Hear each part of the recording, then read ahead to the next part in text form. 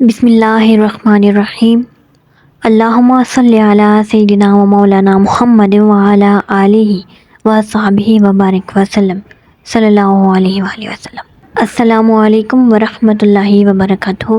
I hope آپ سب لوگ بہت اچھے ہوں گے، اور دعا ہے کہ رب کریم ہم سب کو ایمان کی بہترین حالت میں رکھے۔ تو آج ہم لوگ بات کریں گے اپنے آقا کی شان ظرافت۔ تمام بلندیوں اور رفتوں پر سرفراز ہونے کے باوجود حضور علیہ الصلاۃ والسلام کی خوش طبعی دلوں کو موہنے میں اہم کردار ادا کیا کرتی تھی۔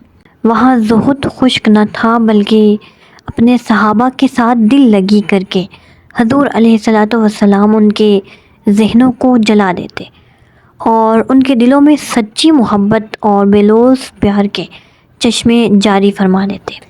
حضرت حبشی بن جنادہ رضی اللہ عنہ اپنے آقا علیہ السلام کے بارے میں فرماتے ہیں، کانا افقہ الناس خلقا۔ حضور علیہ الصلاۃ والسلام تمام مخلوق سے بڑھ کر خوش طبع تھے۔ حضرت عمر رضی اللہ عنہ سے مروی ہے کہ رسول اکرم صلی اللہ علیہ وآلہ وسلم نے فرمایا، انی لا مزح ولا اقول الا حقا۔ میں مزاح تو کرتا ہوں لیکن ہمیشہ سچ کہتا ہوں۔ پیارے نبی کریم صلی اللہ علیہ وآلہ وسلم کی خوش طبعی کی وضاحت کرتے ہوئے ام نبیت رضی اللہ عنہ بیان کرتی ہیں، ایک دفعہ ہم اپنی ایک نوجوان بچی کو اس کے خاوند، جو قبیلہ بنی نجار کا فرد تھا، اس کے پاس لے جا رہے تھے۔ میرے ساتھ بنی نجار کی عورتیں بھی تھیں۔ میرے پاس دف تھی جو میں بجا رہی تھی، اور میں یہ کہہ رہی تھی، آتینکم فحیونا نحییکم۔ ہم تمہیں سلام کہتی ہیں، تم ہمیں سلام کہو۔ ولولا اذھب الاحمر ما حلت بودیکم۔ اور اگر تمہارے پاس سرخ سونا نہ ہوتا تو یہ عروسہ تمہاری وادی میں نہ اترتی۔ ہم اس طرح گزر رہی تھی کہ حضور علیہ الصلاۃ والسلام تشریف لائے اور ہمارے پاس کھڑے ہو گئے۔ آقا نے پوچھا، اے ام نبیت، یہ کیا کر رہی ہو؟ میں نے عرض کی، میرا باپ اور میری ماں حضور علیہ الصلاۃ والسلام پر قربان۔ یا رسول اللہ، یہ قبیلہ بنی نجار کی دلہن ہے جسے ہم اس کے خاوند کے پاس لے جا رہی ہیں۔ حضور نے فرمایا، تم کیا کہہ رہی تھی؟ میں نے اپنے وہ گیت سنائے تو نبی کریم علیہ الصلاۃ والسلام نے فرمایا، اگر یہ گندم نہ ہوتی تو تمہاری یہ کنواریاں اتنی موٹی تازہ نہ ہوتی۔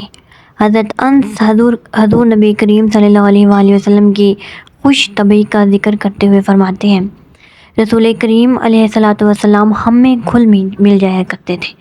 میرا ایک چھوٹا بھائی تھا، اس کی چڑیا مر گئی، وہ بڑا افسردہ اور مغموم تھا۔ حضور علیہ الصلاۃ والسلام نے اس کی افسردگی کو دور کرنے کے لیے فرمایا، یا ابا عمیر ما فعل النغیر۔ اے ابو عمیر، تیری چڑیا کدھر گئی؟ حضرت علی کرم اللہ وجہ سے مروی ہے کہ آپ نے فرمایا، ایک روز اللہ کے پیارے رسول نے ہمارے پاس قدم رنجہ فرمایا اور پوچھا، اینا لکاؤن، بچہ کہاں ہے؟ یہ ارشاد سن کر حضرت حسن بھائی تشریف لائے۔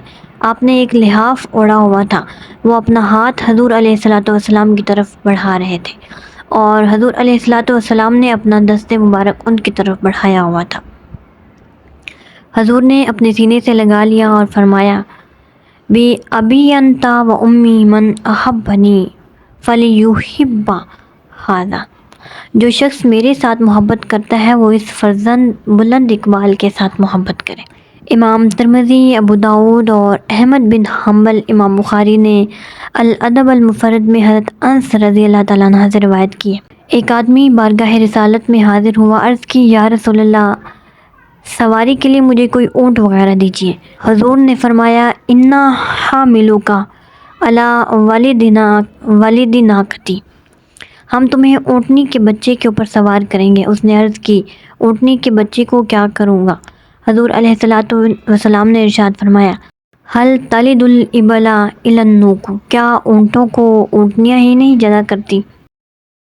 حضرت جابر رضی اللہ عنہ ایک سفر کا ذکر کرتے ہیں کہ جب ہم فارغ ہو کر واپس مدینہ طیبہ آ رہے تھے تو راستے میں سرکار دو عالم صلی اللہ علیہ وآلہ وسلم میرے ساتھ گفتگو فرماتے اور مزاح بھی کرتے۔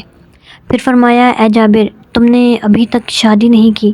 میں نے عرض کی، یا رسول اللہ، میں نے تو شادی کر لی ہے۔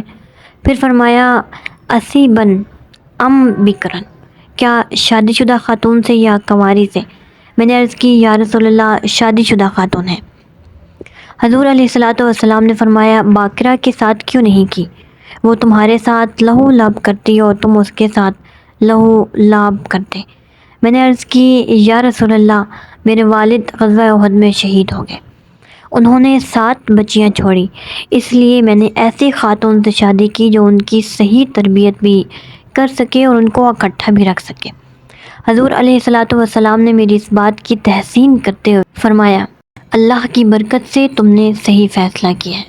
پھر فرمایا جب ہم سرار پہنچیں گے، ایک گاؤں کا نام ہے یہ، جو مدینہ طیبہ سے 3 میل کی مسافت پر تھا اس وقت، تو ہم وہاں اونٹ ذبح کریں گے، سارا دن وہیں ٹھہریں گے۔ جب تیری بیوی ہماری آمد کے بارے میں سنے گی تو وہ اپنے قالین وغیرہ سے گرد و غبار جھاڑ دے گی، خود بھی صاف ستھری ہو جائے گی۔ میں نے عرض کی یا رسول اللہ ہم ناداروں کے پاس قالین کہاں؟ حضور علیہ الصلوۃ والسلام نے فرمایا بہت جلد تمہارے پاس قالین ہو جائیں گے، جب تم وہاں پہنچو تو عقل مندوں کی طرح کام کرنا۔ حضرت جابر کہتے ہیں کہ جب سرار کے گاؤں پہنچے تو رسول اللہ صلی اللہ علیہ وآلہ وسلم نے اونٹ ذبح کرنے کا حکم دیا۔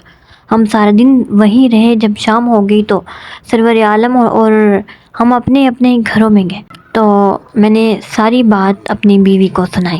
یہ تھی اپنے آقا مولا پیارے حبیب محمد مصطفیٰ صلی اللہ علیہ وآلہ وسلم کی شان ظرافت۔ سبحان اللہ سبحان اللہ۔ دعا ہے رب کریم ہمیں اپنے پیارے حبیب کی سنت پر عمل پیرا ہونے کی توفیق عطا فرمائے اور ہمیں نیک کاموں کی ہدایت دے، آمین ثم آمین۔ آئی ہوپ آج کی ویڈیو آپ لوگ کو پسند آئی ہوگی اور اس ویڈیو کے متعلق اپنی رائے کا اظہار ضرور دیجیے گا، اور اس کا نیکسٹ پارٹ انشاءاللہ میں نیکسٹ ویڈیو میں آپ لوگ کے ساتھ مزید شیئر کروں گی۔ تھینک یو سو مچ، اللہ حافظ۔